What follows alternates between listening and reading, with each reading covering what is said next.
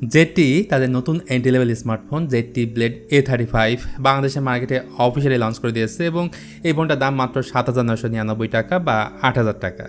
এই দামে ZTE যা অফার করছে রীতিমতো অবাক করার মতো, like 90Hz large smooth display, massive 5000 mAh battery, up to 12GB RAM, ইয়ারের ডুয়েল ক্যামেরা সেটআপ এবং সর্বশেষ এই ফোনটার প্রিমিয়াম ডিজাইন। তো বেশ বড়সড় একটা স্মার্টফোন, দেখে বোঝার কোনো উপায় নেই এটা মাত্র 8,000 টাকা দামের একটা স্মার্টফোন।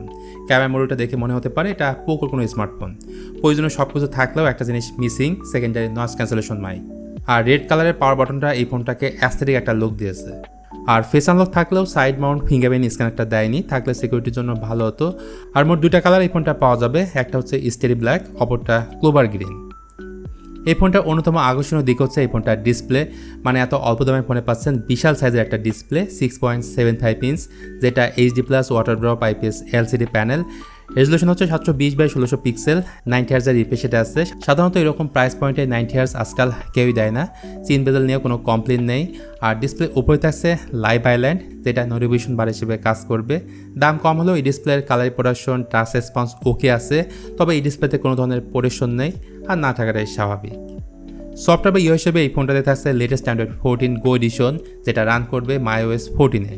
সেই সাথে আননেসেসারি বেশ কিছু অ্যাপ থাকবে, যা আবার আপনি চাইলে আনইনস্টল করতে পারবেন।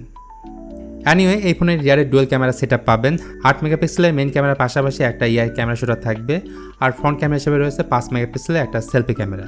এই ধরনের লো বাজেটের ক্যামেরা নিয়ে তেমন কিছুই বলার থাকে না, মানে ভালো লাইট পেলে ছবির কোয়ালিটি আপনি ভালো পাবেন।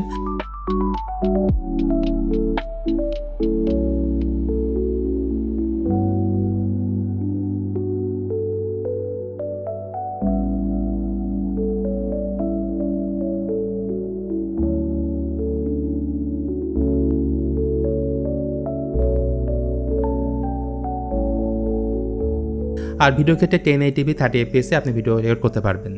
চলেন এবার পারফরমেন্সের কী অবস্থা সেটা নিয়ে একটু কথা বলি।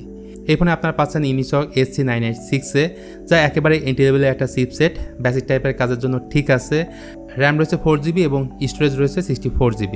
আর 4GB র্যামের সাথে 8GB ভার্চুয়াল র্যাম আপনি চাইলে বাড়িয়ে নিতে পারবেন। তাছাড়া এই ফোনে ট্রিপল সিম স্লটের অপশন থাকছে, মানে দুইটা সিমের পাশাপাশি একটি SD কার্ড আপনি চাইলে ব্যবহার করতে পারবেন। আর কম দামের ফোনে জাইরোস্কোপ সেন্সরটা থাকে না, আর এখানেও নেই। আর ব্যাটারিটা আবার বড়সড় পাচ্ছেন 5000 mAh এর সাথে 10 ওয়াটের চার্জার ফোনের বক্সে পাবেন, যাতে ফুল চার্জ করতে প্রায় 3 ঘন্টার উপরে সময় লাগবে। আর একবার ফুল চার্জ করতে পারলে প্রায় 1 থেকে 1.5 দিনের মতো ব্যাটারি ব্যাকআপ অনায়াসে পেয়ে যাবেন। সুতরাং যাদের বাজেট একদম টন টাইট, মানে 7 থেকে 8,000 টাকা, বাজেট আর কোনোভাবে আপনি বাড়াতে পারবেন না, ফেসবুক ইউটিউব চালানোর জন্য একটা ফোন চাচ্ছেন, তাহলে ZTE Blade A35 এই মডেলের ফোনটা নিতে পারেন। সাথে 1 বছরের অফিসিয়াল ওয়ারেন্টি তো থাকছেই। সো গাইস, এই ছিল আজকের ভিডিও ZTE Blade A35-কে নিয়ে। ভিডিওটা কেমন লাগলো জানাতে পারেন কমেন্ট করে। ভালো লাগলে please hit the like button আর শেয়ার করতে পারেন আপনার বন্ধুদের সঙ্গে। তো দেখা হচ্ছে নেক্সট ভিডিওতে।